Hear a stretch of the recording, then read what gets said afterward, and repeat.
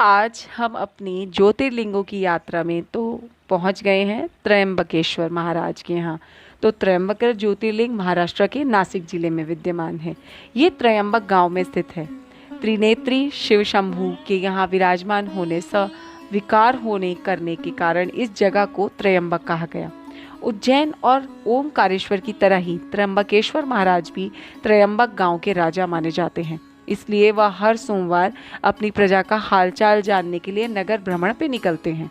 त्र्यंबकेश्वर ज्योतिर्लिंग के त्र्यंबक महामृत्युंजय मंत्र के मुख्य पात्र हैं।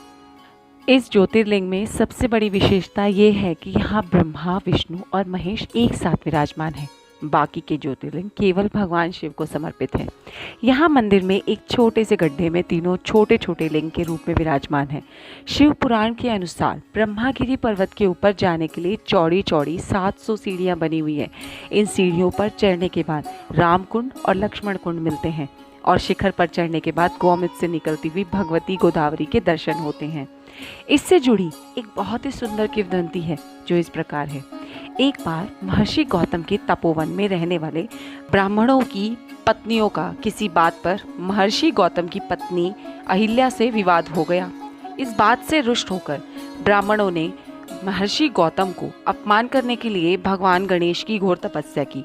तपस्या से खुश होकर उन ब्राह्मणों को दर्शन दिए। ब्राह्मणों ने जब तपस्या का कारण गणेश जी को बताया, तब गणेश जी ने उन्हें बहुत समझाया कि वह ऐसा ना करें, लेकिन वे नहीं माने। विवश होकर भगवान गणेश ने एक दुर्बल गाय का रूप धरा और गौतम ऋषि के खेतों में चरने लगी। ये देखकर ऋषि गौतम को गाय को भगाने का कोई उपाय ना सूझा और वह खेत में आए और उन्होंने एक तिनके से उसे धीरे से मारा। तिनका लगते ही गाय वहीं मर गई। सभी ब्राह्मणों ने ऋषि गौतम पर गौ हत्या का आरोप लगाया। समझ पाएंगे आप, गौ हत्या का आरोप, और वहां से चले जाने के लिए कहा। गौतम ऋषि ने इसका प्रायश्चित ब्राह्मणों से पूछा। उन्होंने कहा, तुम 3 बार पृथ्वी की परिक्रमा करो, 1 महीने तक व्रत रखो, ब्रह्मागिरी की 100 परिक्रमा करो, तब तुम्हारा प्रायश्चित पूरा होगा। और जो ये ना कर पाओ तो गंगा को यहाँ लाओ और उसके जल में स्नान करो। 100 घरों से पार्थिव शिवलिंग का जलाभिषेक करो। ये सब सुनकर महर्षि गौतम ने कठोर तप किया, भगवान शिव की आराधना की। इससे भगवान शिव इतने प्रसन्न हुए कि उन्हें दर्शन दिया। भोलेनाथ ने महर्षि गौतम को बताया कि ब्राह्मणों ने कैसे उनके साथ छल किया है और अब उन्हें इसका दंड भोगना होगा। महर्षि गौतम बोले कि हे प्रभु, यदि ये सब ऐसा छल नहीं करते तो मुझे आपके दर्शन कैसे प्राप्त होते। इन सभी को अभय दान दीजिए और अनंत काल तक यहाँ विराजमान होने का मेरा अनुरोध स्वीकार कीजिए। गोदावरी के किनारे स्थित त्र्यंबकेश्वर मंदिर काले पत्थरों से बना है। मंदिर का स्थापत्य अद्भुत है। इस मंदिर में पंचकोशी में काल्प सर्व शांति, त्रिपिंडी विधि और नारायण नागवती की पूजा संपन्न होती है। भक्तजन अपनी मुराद पूरी होने पर मुराद के अनुसार पूजा संपन्न करवाते हैं। मंदिर की भव्य इमारत सिंधु आर्य शैली की उत्कृष्ट नमूना है। इस प्राचीन मंदिर का पुनर्निर्माण 3रे पेशवा बालाजी अर्थात नाना साहब पेशवा ने करवाया था।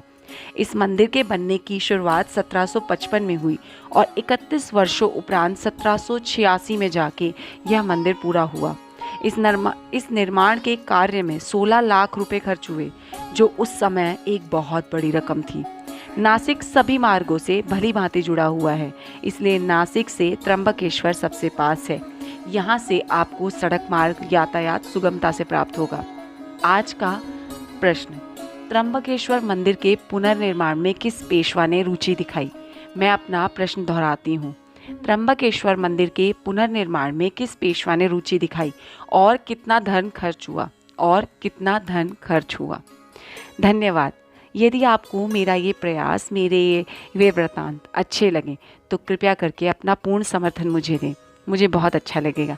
आपके समर्थन के लिए आप मुझे लाइक, शेयर और कमेंट कर सकते हैं। सब्सक्राइब ज़रूर करें।